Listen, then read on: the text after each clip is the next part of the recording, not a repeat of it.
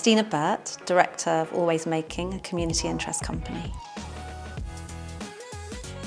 We've been piloting a new project, working with a company of deaf actors in Ethiopia, and we've been interacting with them live over the internet on Zoom. They've been taking part in workshop activities, learning about what it is to be living in Ethiopia, cultural sharing, but also thinking about what it's like to be somebody who's deaf and how to communicate through non-verbal communication. I started off by doing ballet classes when I was a little girl, like lots of people do.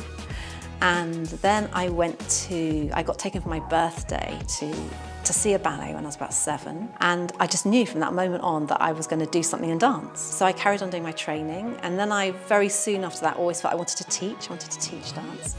And so that's what I did. I think it's good to be able to follow your heart and do the things that make you the person that you are.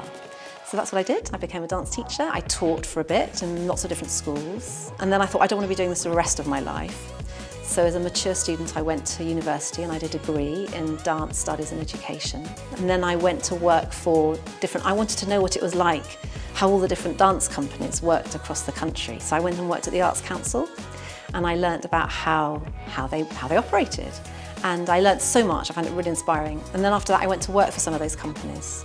And I was an education manager for lots of different types of dance organisations, small ones, big ones, national ones, like the Royal Opera House at the end, which was really fun. And then after that, I thought, I want to progress. I had some really good bosses and some really bad bosses. And I learnt mainly from the really bad ones, how I didn't want to be. And I thought, I want to move up now. I want to become responsible for a team.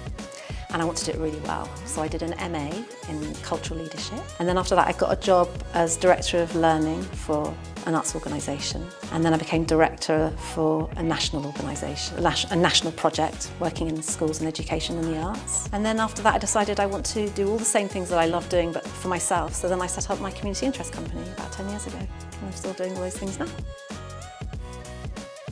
Typical day is a non-typical day. I don't have typical days. I literally do not have a typical day. So yesterday, I was in Brussels yesterday, and I was there because work that I've been doing I've been using artists to design engagement programmes for the European Parliament. And so we've been writing resources for schools, but using artists so that the resources are really exciting and engaging for students. So I was in Brussels to do that yesterday. Today I'm here in this amazing, wonderful school, piloting this project. And tomorrow I'll be working from home, catching up with emails and lots of admin and all sorts of things like that. That it connects with the core of who I am and what I love. I think for me, dance for me just lit something else up inside me, a new thing. I hate using the word because it seems so corny, but magic.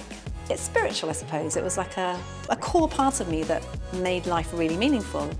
And I think that all of the work that I do hopes that it will provide that possibility for as many other young people to find that magic for themselves, whatever it is and in whatever way. It is one of the biggest industries and one of the biggest contributors economically in the UK. And it contributes more to GDP than some of the other big, like the finance sector. You know, it's competitive with some of those really big sectors. Be ready to be very resourceful yourself if you want to work in the creative industries. I think it's something like 40% of people who work in the creative industries are freelance. So you need to be really responsible for yourself. You need to be really self-motivated. You've not got to wait for someone to give you permission to do something. If you're really interested in something, go and find out about it. If you want to go and work somewhere, contact that place. You need to be really proactive and creative in the way that you engage with your work in order to give yourself the best chance.